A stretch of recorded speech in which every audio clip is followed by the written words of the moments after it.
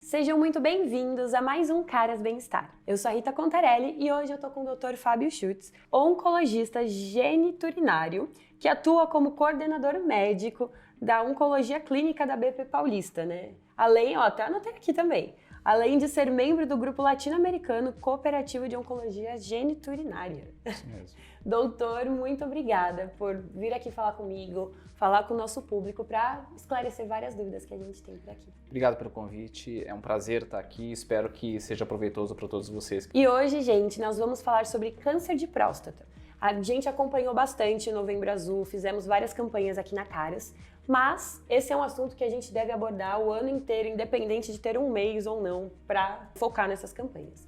E aí, doutor, para a gente começar, queria que você explicasse para o público o que é a próstata. Muito bem, a próstata, ela é um órgão que só está presente nos homens e ela se localiza exatamente embaixo da bexiga. Então, e a urina, ela passa pelo meio da próstata e depois sai no pênis do homem, tá? E a próstata, ela é do tamanho de uma noz, mais ou menos, e ela é responsável por produzir o líquido seminal, que é a ejaculação, que é o sêmen, que fica armazenado nas vesículas seminais e que durante o orgasmo é expelido. Então, se você tem um problema nesse local, você pode ter sintomas relacionados com esse local, que muitas vezes envolvem a urina, nesse caso, né? E eu vi que mais de 70% dos casos vêm em homens com mais de 60 anos. Aí eu queria até entender, isso é porque talvez demore para descobrir, não tem um acompanhamento, ou é nessa fase da vida mesmo que o câncer desenvolve? Exatamente, é nessa fase. É uma questão estatística de risco, assim como, por exemplo, o câncer de mama, ele é o câncer mais comum nas mulheres, disparado, cerca de 30 e poucos % dos cânceres nas mulheres é câncer de mama. Da mesma maneira, nos homens, cerca de 35% dos cânceres nos homens é câncer de próstata. Então, é o câncer mais comum no homem. Então, o fator de risco principal é a idade. Então, quanto mais idoso é o homem, maior o risco dele desenvolver câncer de próstata. É por isso que tem as campanhas para tentar fazer o diagnóstico precoce, para a gente tentar descobrir o câncer numa fase onde as chances de cura dele são maiores. Sim. E até uma dúvida que eu tinha, que eu sempre tive muito, é quais são os sintomas que a gente começa a perceber para falar assim, não, acendeu aquela luzinha, tá na hora de procurar por um especialista, ou porque eu vi que em muitos casos acaba sendo silencioso. É verdade isso? É verdade. Na verdade, essa é uma excelente pergunta. E na realidade, assim, não se deve esperar sintomas para você procurar um exame preventivo. Até porque se você já tem sintomas, significa que você já tem um tumor mais avançado. Aí não faz sentido você fazer exames preventivos. Então a ideia sempre de você fazer exames preventivos, isso também vale para mama, para qualquer outro tipo de câncer, é você tentar fazer um diagnóstico sem antes desenvolver sintomas. Pela localização da próstata, como eu comentei, que está logo embaixo da bexiga, e a uretra, que é por onde passa a urina, passa exatamente no meio da próstata, quando se tem sintomas, a maioria dos sintomas tem a ver com a urina. Então geralmente os pacientes têm alguma disfunção, alguma alteração no hábito de urinar. Porém, é muito importante isso. Ao mesmo tempo, nem todas as alterações da próstata são de câncer. Na realidade, eu diria que a vasta maioria das alterações que a gente tem na próstata não são de câncer. A próstata pode ter inflamação / infecção, que a gente chama de prostatite, que é comum em adultos, nem sempre relacionados com mais idade. Então, 30, 40 anos pode ter infecção na próstata. A gente chama isso de prostatite. Isso pode também aumentar o PSA. E tem o aumento benigno da próstata, que a gente chama de HPB, que é um acrônimo para hiperplasia prostática benigna. E a hiperplasia prostática benigna é o que ocorre com os nossos avós ou os nossos pais, que eles acabam indo no banheiro mais vezes, acabam tendo que acordar à noite várias vezes para ir ao banheiro, o jato fica fino, ele não consegue fazer competição de repente ver quem faz xixi mais longe, como os adolescentes fazem. E assim por diante, entendeu? Então essas alterações geralmente é de uma hiperplasia prostática benigna. Que é comum. Que é super comum. E nem sempre é câncer. Então, muitas vezes, como você comentou, o câncer, ele é muitas vezes silencioso. Então, é muito comum a gente pegar um câncer baseado num PSA elevado, baseado num toque retal que está alterado e assim por diante. Então, não se deve, obviamente, esperar o aparecimento de sintomas, porque isso não faz sentido. Se a gente quer tentar ter o diagnóstico precoce para aumentar as chances de cura, não faz sentido. E aí, para ter um diagnóstico precoce, o certo seria ir pelo menos uma vez por ano no urologista? Se a gente for se basear nas principais campanhas globais e brasileiras também para o rastreamento de câncer de próstata, a gente recomenda que, genericamente falando, acima de 50 anos de idade, os homens precisam começar a fazer o acompanhamento anual da próstata, com PSA e toque retal.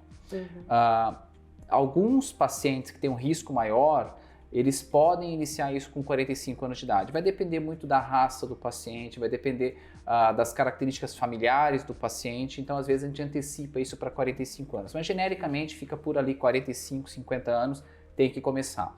A incidência de câncer de próstata abaixo de 50 anos é rara. Eu acho que eu lembro poucas vezes que eu vi, recentemente até um paciente de 47 anos com câncer de próstata que vai ter que ser operado. Mas mais jovem do que isso é bem difícil. É bem raro. Abaixo de 40 anos eu não recordo de ter visto nenhum. Já escutei falar, mas eu não recordo de ter visto ninguém. Sim.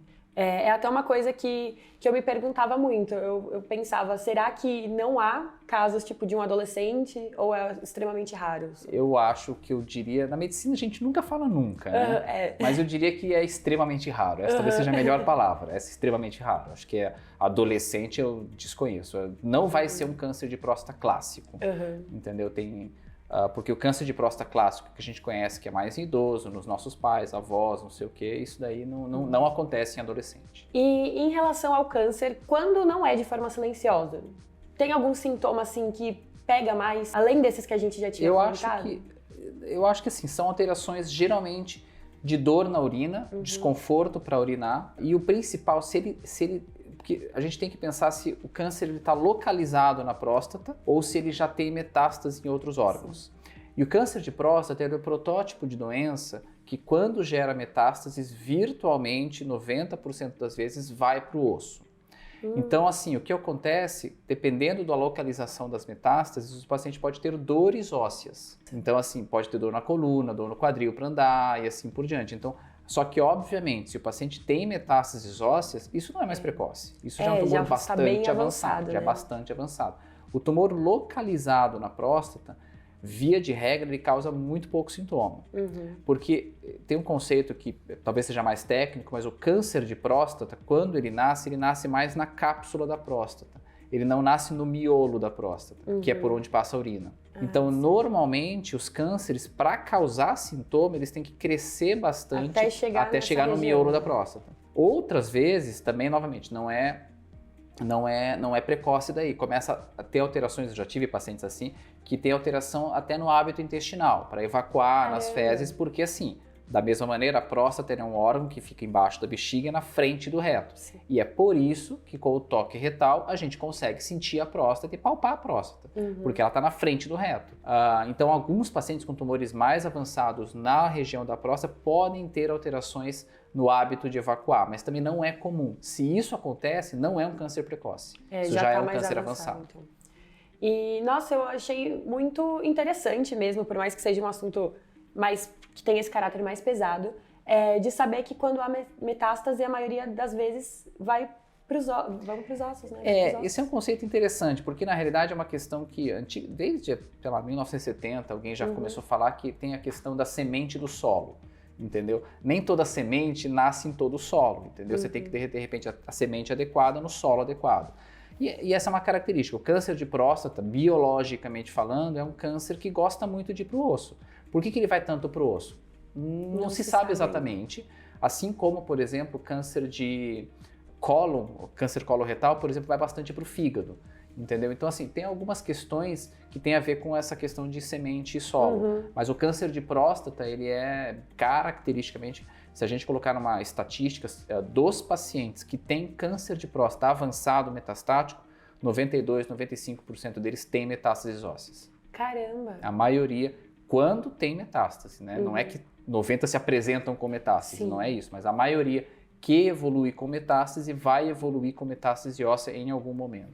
É mais comum, por exemplo, do que câncer de pulmão, câncer de mama, e assim, ainda que câncer de pulmão pode ir para o osso, câncer de mama pode ir para o osso, vários cânceres podem ir para o osso, mas o que mais vai para o osso é o câncer de próstata. E ainda falando um pouco sobre o diagnóstico, antes da gente pular para a parte dos tratamentos, qual a importância, assim, nem a questão da importância, mas de ter fator genético, de alguém da família já ter tido câncer de próstata ou outro tipo de câncer? Essa é uma boa pergunta também, que na realidade o câncer, isso a gente tem cada vez mais entendido e estudado mais. Então a gente sabe hoje que tem algumas alterações genéticas que podem ocorrer nos pacientes ou nas famílias dos pacientes que podem levar a algum aumento do risco de desenvolver o câncer. Então, por exemplo, dou um caso sempre célebre da Angelina Jolie, que, por exemplo, operou as mamas preventivamente, porque ela tinha um histórico da mãe dela ou da tia dela, não vou me recordar exatamente, que tiveram câncer de mama ou até faleceram de câncer de mama, também não vou me recordar exatamente.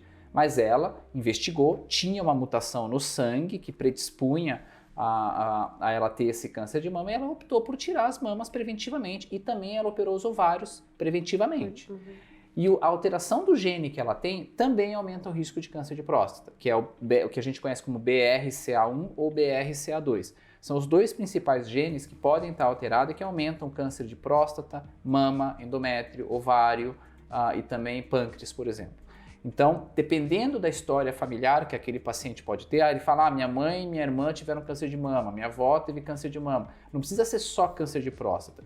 Muitas vezes, a gente já indica o paciente passar com um oncogeneticista, que é uma área que está crescendo bastante atualmente, que é um geneticista que entende bastante de oncologia, e aí ele solicita esses exames genéticos, e isso ajuda muito, e cada vez mais tem ajudado, porque dependendo da alteração genética, pode fazer aquilo que eu falei, pode de repente antecipar a avaliação desses pacientes com toque retal, até quem sabe com ressonância, com PSA, tem outras estratégias de rastreamento que a gente pode até discutir. E também pode ajudar a família, os filhos do paciente, os irmãos do paciente, o resto da família, as irmãs, não só homens, e assim por diante. Então, isso ajuda bastante a ter essas condutas, que também é toda uma discussão filosófica complexa que a Angelina Jolie deve ter tido, por exemplo, operar a mama preventivamente, entendeu? Sim. Como com todo respeito, é um órgão externo e tem a questão da prótese, você consegue reconstruir e talvez o risco da cirurgia não seja tão alto, se faz ou se planeja essa cirurgia preventiva. Em relação à próstata, não existe essa estratégia. Até era uma coisa que eu queria saber. Não tem. É possível fazer alguma coisa assim? Não. Porque qualquer tipo de tratamento que a gente for fazer na próstata é uma cirurgia de médio para grande porte, invasiva, com riscos de impotência, incontinência. Entendeu? Então ninguém vai fazer isso muito preventivamente. E não tem remédios que você tome para prevenir o desenvolvimento do câncer, entendeu? Ainda. Pode ser que no futuro a gente tenha. Então, mas tem algumas alterações genéticas, isso cabe ao médico tentar entender, mas se tem alguma história familiar importante de câncer, isso tem que ser sempre levado em consideração. E aí eu acho importante frisar, que nem você estava falando, mas frisar para o público que não é só ter um caso de câncer de próstata na família. Exato. Outros cânceres também tem que acender a luzinha e investigar mais. Exatamente. Recentemente eu diagnostiquei um homem, um paciente meu, que tem uma mutação em BRCA2, ele era homem, mas ele tinha a irmã dele que tinha tido câncer de mama e a mãe tinha falecido de câncer de mama, e não tinha outros cânceres de próstata. E aí ele anunciou, ele falou porque eu pedi o exame, e aí eu identifiquei isso e ele avisou o resto da família, está trazendo agora os filhos e tudo mais. Os filhos ainda são muito jovens, têm 20 e poucos anos, não vai mudar muita coisa na vida deles agora. Mas também a gente pode fazer, pelo menos investiga a família, os filhos, tem toda uma discussão filosófica, o filho ou o paciente, no caso o resto da família, quer saber, não quer saber, se eu souber eu não vou fazer nada, se eu souber eu não quero tirar a mama. Sim, tem toda uma discussão coisa filosófica. Muito delicada, exato. Né? Mas essa discussão tem que pelo menos ser colocada na mesa. Né? Eu acho que é aquela coisa que a gente sempre diz, a informação é tudo. Exato. Então é melhor você saber e a partir disso decidir o que você vai fazer do que se poupar e se afastar da informação. Tapar o sol com a peneira não é uma boa ideia. É verdade. E aí falando um pouco sobre os tratamentos.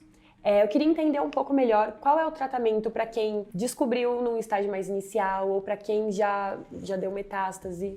Boa pergunta. Então, o tratamento do câncer de próstata, se a gente faz os exames, se a gente não identifica que tem metástase, A intenção do nosso tratamento vai ser curar o paciente, eliminar a doença, fazer com que ele nunca mais venha ter problema no futuro. E aí a gente tem basicamente duas grandes estratégias que a gente pode pensar, ou a cirurgia radical da próstata, ou a radioterapia da próstata. Não tem nenhuma grande definição se um é melhor que o outro, porque os dois nunca foram comparados. Mas a gente às vezes tenta optar, a gente leva em consideração as características da doença e as características do paciente. Então assim, não faz sentido eu pegar um paciente, por exemplo, de 82 anos de idade e querer fazer uma cirurgia de grande porte. Então a gente direciona mais para a radioterapia.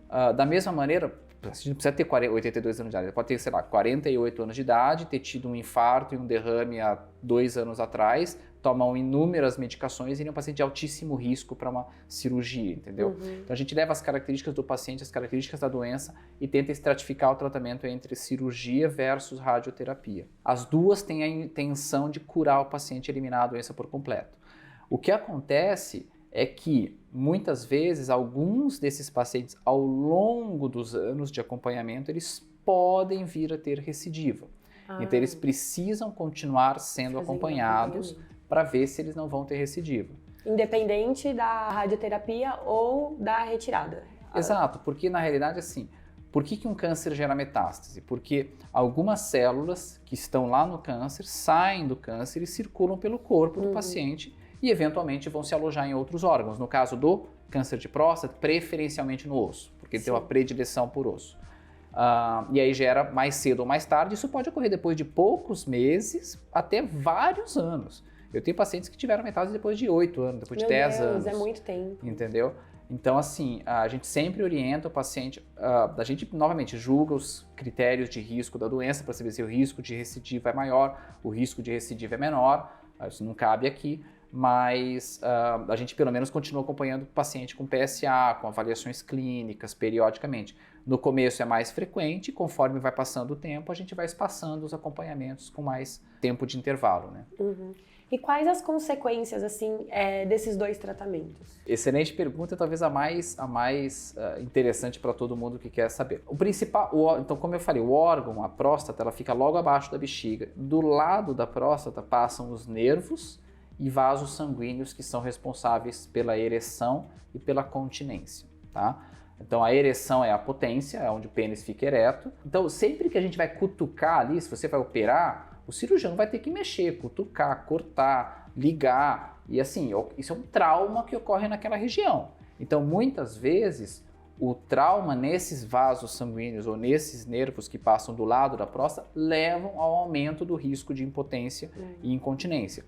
Isso tem a ver também muito com a experiência do cirurgião, tem a ver com as características do tumor. Se eu tenho um tumor muito pequenininho, que a gente vai ver na ressonância, ou se eu tenho um tumor maior que está saindo para fora da próstata, eu não vou conseguir poupar os nervos e poupar os vasos sanguíneos do lado daquele tumor. E também depende da qualidade da potência que o paciente tem antes da cirurgia. Eu não posso dizer para o paciente que ele vai sair da cirurgia mais potente do que ele entrou. Isso não faz o menor sentido, tá? Então ele vai sair geralmente com um grau de impotência maior do que ele entrou.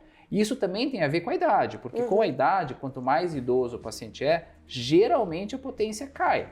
Ninguém tem a potência vigorosa de 20 e poucos anos de idade com 80 anos de idade. Mas ao mesmo tempo tem uma questão a ver com qualidade ou satisfação da potência que ele sai. Porque o paciente jovem, sei lá, 50 e poucos anos de idade, com uma vida sexual ativa, ou bem ativa, e se ele sai da cirurgia com o mínimo de impotência, ele já vai ficar pé da vida. E ele vai ter uma satisfação ruim com a cirurgia. Por outro lado, um paciente com 70 e poucos anos de idade, que já tem uma potência não tão boa, já usa algum remédio, se ele sai com um pouquinho pior, para ele tanto faz, ele não vai sair com uma satisfação ruim. Então tem toda uma questão bastante subjetiva que tem que ser levada em consideração, que é difícil você medir. Mas o mais importante isso depende de vários fatores. Depende das características do paciente, depende das características do tumor, da habilidade técnica do cirurgião. E o pessoal diz que talvez o acesso cirúrgico também muda. Eu não sou cirurgião, sou oncologista clínico, mas hoje em dia você pode fazer, via de regra, cirurgia aberta, que é a mais antiga, ou a cirurgia por acesso por robô, que é a mais moderna. Supostamente, a que tem acesso por robô ela é menos traumática, sangra menos, o paciente sofre menos, o dano dos nervos e dos vasos sanguíneos ali do lado é menor. Então, supostamente, o risco de uma impotência é menor. A chance de cura não muda. A chance de cura, uma cirurgia boa, bem feita, aberta, é tão boa quanto uma cirurgia robótica. Tá? Então isso não muda, o que talvez é o objetivo mais nobre, que é curar o paciente. Sim, com certeza. Mas o risco de impotência acaba diminuindo um pouco. Mas isso tem vários fatores, principalmente, o que eu diria, as características do doente, da doença e do cirurgião. Tá? Então, esse não é o tipo de procedimento que você quer fazer, por exemplo, com um cara que não tem experiência, que faz uma cirurgia de próstata uma vez por mês. Entendeu? É alguém que faça isso com bastante frequência e que tem uma grande experiência. Tá? E quando há metástase, a saída é sempre a cirurgia? Ou nem sempre? Não, na realidade... Errei tudo. Errou. Na realidade, assim, quando tem metástase, a gente assume que, a partir do momento que já saiu o câncer da próstata e está em outros órgãos, não tem por que eu tirar a próstata. Aí é melhor fazer uma radioterapia ou algum procedimento. Aí o tratamento principal vai ser com hormonioterapia. Porque o câncer de próstata, da mesma maneira, ele assim como o câncer de mama também. Só que no homem, ele é o protótipo de doença que ele é muito, muito, muito dependente do hormônio testosterona que é produzido no testículo do homem. Então, o tratamento principal hoje, inicial do câncer de próstata, é o que a gente chama de hormonioterapia. Não significa que a gente está dando hormônio para o paciente. Na realidade, a gente chama de hormonioterapia porque é uma terapia hormonal. Mas o que a gente faz, na realidade, é tirar a testosterona do paciente. Então, a gente tem remédios que a gente aplica na barriga do paciente e que tem o objetivo de cortar a produção de testosterona no testículo. Então, falando leigamente, e o que a gente às vezes até escuta na TV, é uma castração química, que é, tecnicamente falando, ou na prática, igual uma castração cirúrgica. Eu desligo o testículo do paciente não funciona, não produz testosterona e ele vai ter as consequências da queda da testosterona. Isso, não tem como eu dizer que isso é bom. É óbvio que tem efeitos colaterais e vários efeitos colaterais, entre eles queda da libido, porque cai a testosterona, e obviamente porque cai a libido, cai a potência também, porque o cara não vai ter potência se ele não tem o apetite sexual, que é a libido. É uma coisa que está muito ligada uma à outra, né? Exatamente. E aí tem as outras consequências, por exemplo, do tratamento hormonal, que são as ondas de calor no corpo, que são os fogachos, que a gente chama, que também ocorrem nas mulheres na menopausa, ou então em mulheres que estão fazendo tratamento hormonal. E outras coisas que ocorrem, isso é mais a médio, longo prazo, é que muda um pouco, aumenta a quantidade de gordura no homem, diminui massa muscular, porque é o oposto do que os adolescentes ou os jovens fazem nas academias, que ficam injetando bomba para ficar musculoso. A gente está fazendo o oposto, eu estou tirando a testosterona do homem, então ele vai ter uma tendência a perder massa muscular e ganhar gordura. Então aí muda um pouco isso, a gente sempre orienta a tentar manter a atividade física, puxar ferro para tentar manter massa muscular.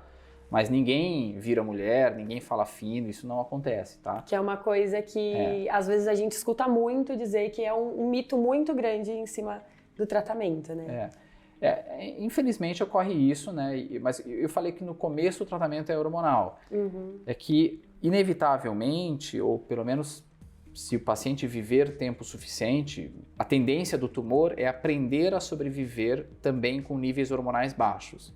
Então aí ele começa a mudar um pouco o cenário da doença. A gente chama que a doença é uma doença resistente à hormonioterapia. E aí o PSA começa a subir mesmo com o tratamento hormonal, a doença começa a progredir mesmo com o tratamento hormonal e aí a gente começa a lançar mão de outros tratamentos. Então é como se ela não vai resolver a doença. Não vai curar.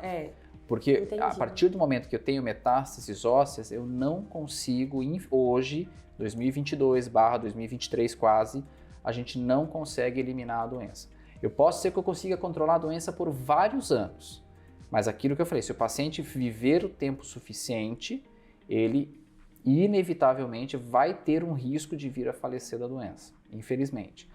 Por que eu digo que se ele viver suficiente? Porque assim, ele também tem outras causas competidoras de morte. Sim, a gente tem que entender que isso pode estar acontecendo com um homem de 86 anos, por exemplo. Então... Exatamente. Entendeu? Agora, se alguém tem 52 anos com câncer de próstata metastático, difícil dizer que ele vai conseguir viver várias décadas com o câncer de próstata controlado. Pode ser que ele consiga viver vários anos, quiçá uma década, alguma coisa assim, um pouco mais aqui a colar, mas é bastante complicado essa situação. Até por isso que o câncer de próstata, ele ainda é responsável por uma das principais causas de morte por câncer no Brasil e no mundo. Sim. Entendeu? Então, infelizmente, uma proporção grande de pacientes ainda vem a falecer por câncer de próstata. Felizmente, a despeito do câncer de próstata ser o mais incidente, a gente está falando de 30 e poucos por cento dos cânceres no homem é câncer de próstata, ele não é o principal câncer letal que a gente chama, ou seja, tem outros cânceres mais letais, como por exemplo câncer de pâncreas, mesmo câncer de pulmão, câncer de estômago, são cânceres mais letais que a gente chama. Ou seja, onde uma proporção maior de pacientes que têm aquele câncer, por mais localizado que seja, mais cedo ou mais tarde vão vir a desenvolver alguma metástase e vão vir a se tornar mais cedo ou mais tarde incuráveis. E aí uma coisa também que a gente estava até conversando antes de começar de fato a gravar a entrevista, era seguindo mais um viés psicológico, porque eu tenho vários parentes que já tiveram câncer em vários lugares diferentes, né, partes do corpo diferentes, e a gente sabe que é uma doença que ainda traz um estigma muito grande e que os membros da minha família mesmo precisaram de muito apoio familiar, às vezes precisa de terapia também para ir levando uma coisa na outra. E aí eu queria que você me contasse um pouco qual a importância do apoio familiar, o que os familiares podem fazer com um pai, um marido que teve câncer de próstata e até de incentivar a ter essa consciência da importância de ir para o médico. Eu acho que assim, uma coisa interessante é que assim, o câncer de próstata, infelizmente, ele é um câncer que ele é bastante comum no homem e ele envolve um órgão que é um órgão praticamente, assim, apesar de não ser externo, é um órgão sexual. E porque eu tenho o risco de impotência, incontinência, isso acaba, obviamente, levando ao estigma nesses pacientes. E também tem a questão do exame preventivo, porque o exame preventivo, para você tentar diagnosticar o câncer mais precocemente, envolve o toque retal, que é a introdução do dedo pelo ânus do homem para você tentar palpar a próstata. E esse é um exame que, assim, ele é óbvio que é incômodo, né? Ninguém gosta de ir no médico e fazer um toque retal, nem mesmo as mulheres gostam de ir nos seus ginecologistas e fazer um exame ginecológico, colocar um espéculo para observar o colo de útero ou fazer um toque retal, que às vezes também precisa fazer, ou um toque ginecológico. Então ninguém gosta, mas eu acho que eu costumo dizer, isso faz parte do exame físico, é um exame que demora segundos e não vai deixar ninguém mais ou menos homem por causa disso, entendeu?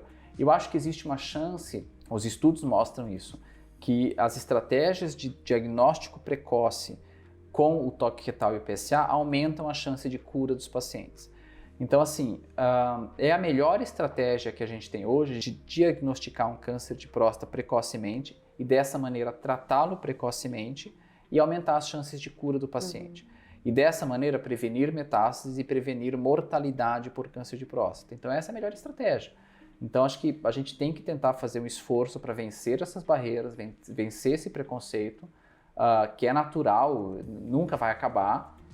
Mas eu acho que a gente tem que tentar pelo menos minimizar isso ao máximo, porque essa é a melhor chance da gente conseguir curar os pacientes, né? Sim, pensar que são alguns segundinhos ali que, passando essa barreira de toda essa questão da masculinidade, do preconceito, vai possivelmente salvar a sua vida no futuro e evitar muitas coisas. Né? E é uma vez por ano só, né? Sim, então, gente, dá pra aguentar. Ninguém vai lá toda semana. E doutor, queria te agradecer novamente por esse papo. Eu achei que foi muito esclarecedor tanto para mim quanto para o pessoal que vai estar assistindo a gente de casa e, mais uma vez mesmo, te agradecer. Muito obrigado, foi um prazer estar aqui com vocês. Espero que vocês tenham aproveitado aí. Obrigado.